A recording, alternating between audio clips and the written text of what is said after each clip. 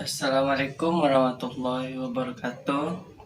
Eh, Selamat siang dan salam sejahtera untuk kita semua.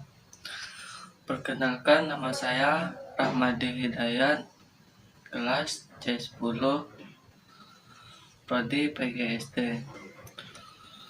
Nah, kali ini saya akan membahas tentang pendidikan multikultural di Indonesia.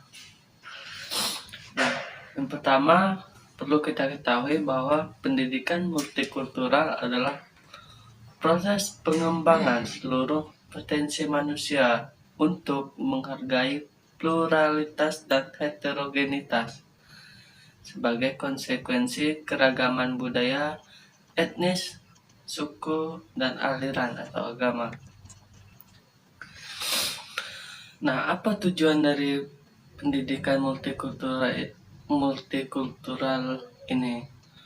Nah, tujuannya yaitu dari pendidikan multikultural kita di situ bisa diajarkan untuk menanamkan sikap simpati, respek, apresiasi, dan empati terhadap penganut agama dan budaya yang berbeda.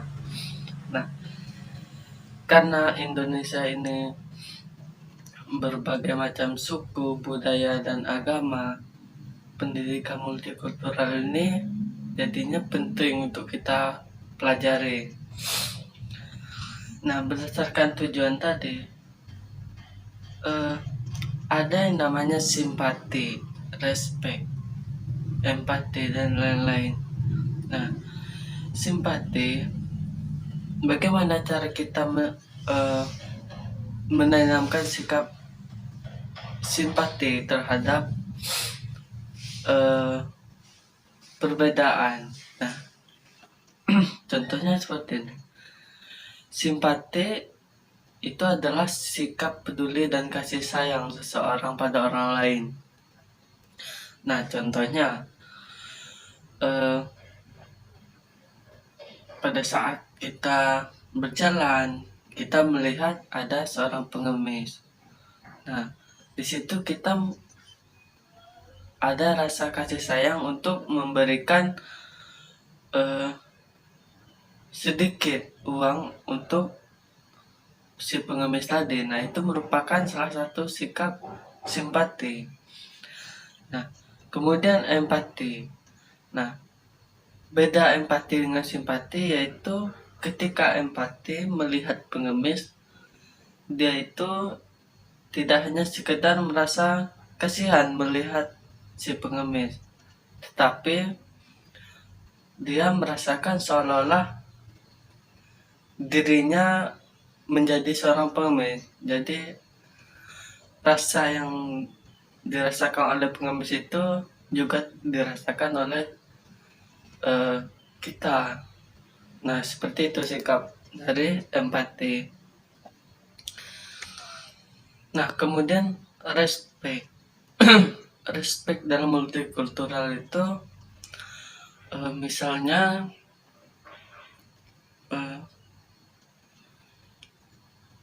menghormati dan berpakaian sopan saat ketika ada acara-acara baik itu resepsi pernikahan, adat, ataupun tradisi, dan lain-lain. Nah, selain itu, respect itu juga bisa seperti berbicara sopan, mau berbagi, tidak sombong, tidak boleh kasar, tidak boleh menghina, murah senyum. Jadi intinya dalam sikap respect ini kita harus baik.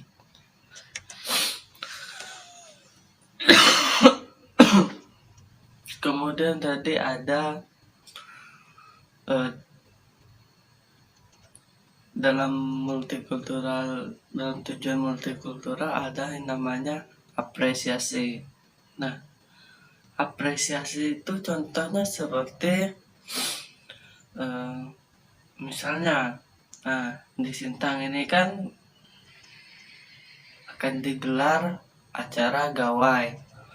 Nah, apresiasi kita terhadap acara gawai tersebut itu bisa seperti mengunjungi tempat acara gawai tadi, seperti ataupun pameran seni dan pagelaran budaya. Nah, selain mengunjungi, kita juga bisa membeli produk yang dijual dalam stand-stand pada pagelaran acara gawai tadi. Nah, selain mengunjungi juga kita bisa untuk mengapresiasinya, yaitu menonton acara gawai, yang macam-macam acara yang terdapat dalam acara gawai seperti tarian ataupun lain-lain. Kita harus juga menonton dan mempelajari dari acara tersebut, maknai dan resapi apa yang perlu kita ketahui dari acara tersebut. Karena dalam gawai itu merupakan seni budaya yang terus-menerus dilakukan dalam jangkauan tertentu, karena sehingga menjadi sebuah hasil keindahan karya seni dalam acara gawai. Nah, kemudian multikulturalisme ini mengapa penting dipelajari oleh bangsa dan negara. Nah, di sini saya kasih tahu,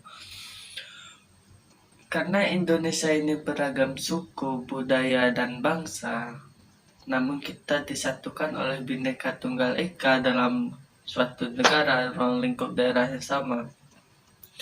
Untuk multikulturalisme ini menjadi penting dipelajari agar bisa menghargai perbedaan tersebut.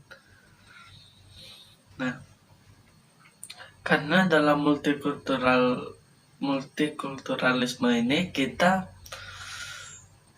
belajar bagaimana mengakui, menghormati perbedaan suatu rahmat atau anugerah yang diberikan Tuhan dalam perbedaan dalam sebuah negara Indonesia. Selain itu, dalam multikulturalisme ini kita tidak melihat atribut identitas, jadi kita sama rata. Dalam perbedaan ini ancaman ataupun petaka-petaka ataupun konflik-konflik ini akan lebih jauh atau mustahil akan terjadi jika kita sudah mempelajari yang namanya multikulturalisme ini. Nah, mungkin itu saja yang dapat saya sampaikan. Kurang dan lebihnya saya mohon maaf. Apabila ada kesalahan tutur kata ataupun lain-lain, saya mohon maaf. Saya ucapkan sekian dan terima kasih.